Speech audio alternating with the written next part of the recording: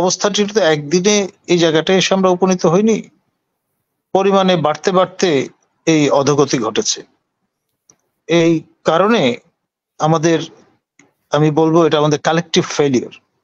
আমরা সম্প্রদায়গতভাবে নিজেদের সংকীর্ণ স্বার্থেই মনোযোগী ছিলাম, আর সামগ্রিকভাবে শিক্ষা ব্যবস্থায় যে পরিস্থিতিটা তৈরি হয়েছে এর দায় আমাদের সবাইকেই নিতে হবে। আমাদের ঢাকা বিশ্ববিদ্যালয়ে পাকিস্তান আমলে একবার বিনা অনুমতিতে পুলিশ প্রবেশ করেছিল বলে আমাদের একজন মাননীয় উপাচার্য তিনি এর প্রতিবাদে পদত্যাগ করেছিলেন। এই রকমের বিরল দৃষ্টান্ত আমরা কি নতুন করে স্থাপন করতে পারি না?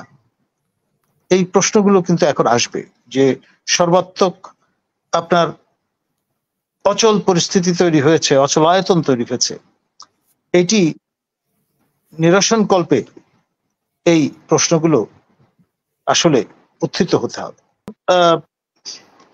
আমরা যারা বিশ্ববিদ্যালয়ে কর্মরত, সকল পাবলিক বিশ্ববিদ্যালয়ে আমাদের স্ব বিশ্ববিদ্যালয়গুলোর শিক্ষক সমিতির সিদ্ধান্ত অনুসারে, বিশ্ববিদ্যালয় ফেডারেশনের সিদ্ধান্ত অনুসারে আমরা কর্মবিরতিতে আছি। এক, দ্বিতীয়ত আপনার অনেক বিশ্ববিদ্যালয়ে কর্মকর্তা এবং কর্মচারীরাও এখন ধর্মঘটে আছেন। সর্বশেষ যে পরিস্থিতিটা দাঁড়ালো, আপনার ছাত্র সমাজ বিক্ষুব্ধ এবং তারা আন্দোলনে আছে। আর সরকারের পক্ষ থেকে শেষ যে পদক্ষেপটি গ্রহণ করা হলো সেটি হচ্ছে সকল পর্যায়ের সরকারি বেসরকারি, প্রাইমারি এডুকেশন সাবসেক্টর বলুন, সেকেন্ডারি এডুকেশন সাবসেক্টর বলুন, টারশিয়ারি এডুকেশন সাবসেক্টর বলুন, সর্বত্রই সর্বাত্মক আপনার অনির্দিষ্টকালের জন্য বন্ধ ঘোষণা করা হয়েছে। তো এই যে অবস্থাটি তো একদিনে এই জায়গাটায় এসে আমরা উপনীত হইনি। পরিমাণে বাড়তে বাড়তে এই অধোগতি ঘটেছে। এই কারণে আমাদের, আমি বলবো এটা আমাদের কালেকটিভ ফেলিওর। আমরা সম্প্রদায়গতভাবে নিজেদের সংকীর্ণ স্বার্থেই মনোযোগী ছিলাম, আর সামগ্রিকভাবে শিক্ষা ব্যবস্থায় যে পরিস্থিতিটা তৈরি হয়েছে এর দায় আমাদের সবাইকেই নিতে হবে। আপনার যেই বিশ্ববিদ্যালয় ক্যাম্পাসে আমি যেখানে দায়িত্ব পালন করেছি, প্রথমবারের মতো 2008-এ এই বিশ্ববিদ্যালয় যাত্রা শুরু করে। টিল টু ডেট, আজকে মানে গতকাল পর্যন্ত কখনো কোনো ছাত্র বা ছাত্রীকে কিন্তু প্রাণ হারাতে হয়নি। এর দায় বর্তমান প্রশাসনকে সিরিয়াসলি নেওয়া দরকার। আমি যদি আজকে বেগম রোকেয়া বিশ্ববিদ্যালয়ের দায়িত্বে থাকতাম উপাচার্য হিসেবে, আমি এর প্রতিবাদে এর দায়িত্ব নিয়ে পদত্যাগ করতাম। যিনি এখন দায়িত্বে আছেন তিনি আমার জ্যেষ্ঠ সহকর্মী ঢাকা বিশ্ববিদ্যালয়ের। আমি দীর্ঘদিন ধরে তাকে চিনি এবং তার সঙ্গে আমি বাদ বিশ্ববিদ্যালয়ে সতীর্থ, একই সময়ে আমরা পড়াশোনা করেছি ভিন্ন ভিন্ন পর্যায়ে, এবং তিনি ইতিমধ্যে আমাদের ঢাকা বিশ্ববিদ্যালয়ে 65 বছর পূর্ণ হওয়ায় তিনি অবসরে গেছেন এবং পঞ্চম ভাইস চ্যান্সেলর হিসেবে তিনি কিন্তু চুক্তি ভিত্তিতে নিয়োজিত হয়েছেন। তার হারানোর তো কিছু নেই। এই যে অমল ধবল চাকরি, তার প্রতি আপনার এই রকমের মহাবিষ্টতা কেন থাকবে? আমাদের ঢাকা বিশ্ববিদ্যালয়ে পাকিস্তান আমলে একবার বিনা অনুমতিতে পুলিশ প্রবেশ করেছিল বলে আমাদের একজন মাননীয় উপাচার্য তিনি এর প্রতিবাদে পদত্যাগ করেছিলেন। এই রকমের বিরল দৃষ্টান্ত আমরা কি নতুন করে স্থাপন করতে পারি না? এই প্রশ্নগুলো কিন্তু এখন আসবে যে সর্বাত্মক আপনার অচল পরিস্থিতি তৈরি হয়েছে, অচল আয়তন তৈরি হয়েছে, এটি নিরসন কল্পে এই প্রশ্নগুলো আসলে উত্থিত হতে হবে। আমরা যে কালেকটিভ ফেলিওরটা মধ্য দিয়ে এই জায়গাটা এসে পৌঁছেছি, এর দায় আমাদের সবার। ধন্যবাদ।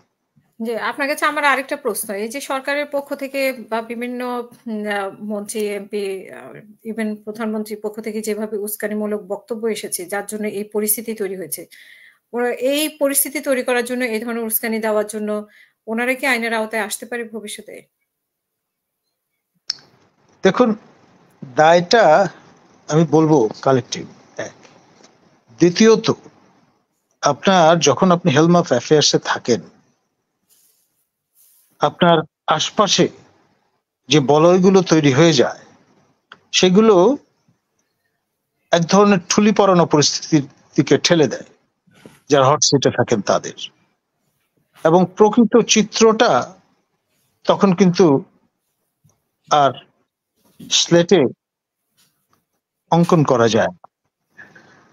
এবং সেই জন্যেই ওই পিপিং টমের গল্প আমাদের মনে পড়ে যায়। অদ্ভুত, অনিন্দ্য সুন্দর বহুমূল্যের পোশাক রাজামশাইয়ের জন্য তৈরি করা হলো। তার আশপাশের যারা তাকে ঘিরে আছেন তারা সবাই উৎসাহ দিলেন যে রাজামশাই এরকমের অনিন্দ্য সুন্দর পোশাক যেহেতু তৈরি হয়েছে, আসুন আমরা রাজপথ প্রদক্ষিণ করি। এখন পিপিং টম এর মতো বালক সবিস্ময়ে বলে ফেললো যে আরে রাজামশাই কেন জন্মদিনের পোশাকে ঘুরে বেড়াচ্ছেন। তখন সবার লজ্জায় মাথা হেট হয়ে যায়। এই যে উদ্ভট একটা পরিস্থিতি শুধু মধ্যযুগীয় কায়দায় বিদ্যমান ছিল বা সেই যুগ আমরা অতিক্রম করে এসেছি তা তো নয়। আপনি খেয়াল করে দেখেন, এই জাহাঙ্গীর মহোদয়, আমাদের জাতির পিতা বঙ্গবন্ধু শেখ মুজিবুর সুকন্যা দেশরত্ন জননেত্রী মাননীয় প্রধানমন্ত্রী শেখ হাসিনা নিজে তার প্রেস ব্রিফিং এ বললেন যে এই গণভবনে কাজ করা তার পিয়ন জাহাঙ্গীর, নাম হয়তো নেননি কিন্তু পরে আবিষ্কার করা গেছে তিনি সেই ব্যক্তি, 400 কোটি টাকার মালিক হয়েছে। এখন এই যে প্রক্সিমিটি একজনকে এতটা আঙ্গুল ফুলতে সহায়তা করতে পারে সেটা তো কেউ কল্পনাও করেনি। এবং মজার ব্যাপার হচ্ছে যে প্রজ্ঞাপনটা আমার নজরে এসছে সেখানে বলা আছে তিনি আপনার পিয়ন নন, তিনি ব্যক্তিগত সহকারী বা এই ধরনের কোন একটা পদে ছিলেন, যেই জিও নিয়ে তিনি দেশের বাইরে পরিভ্রমণে গিয়েছিলেন সপরিবারে হয়তোবা, এবং তিনি ইতিমধ্যে যুক্তরাষ্ট্রে পাড়ি জমিয়েছেন। এবং ভবিষ্যতে আমি অবাক হব না যদি তিনি তিনি যদি রাজসাক্ষী হিসেবে ভূমিকা পালন করা শুরু করেন। তখন ব্যাপারটা কি দাঁড়াবে? আমরা লজ্জায় চেহারা কোথায় দেখাবো বা লুকোবো?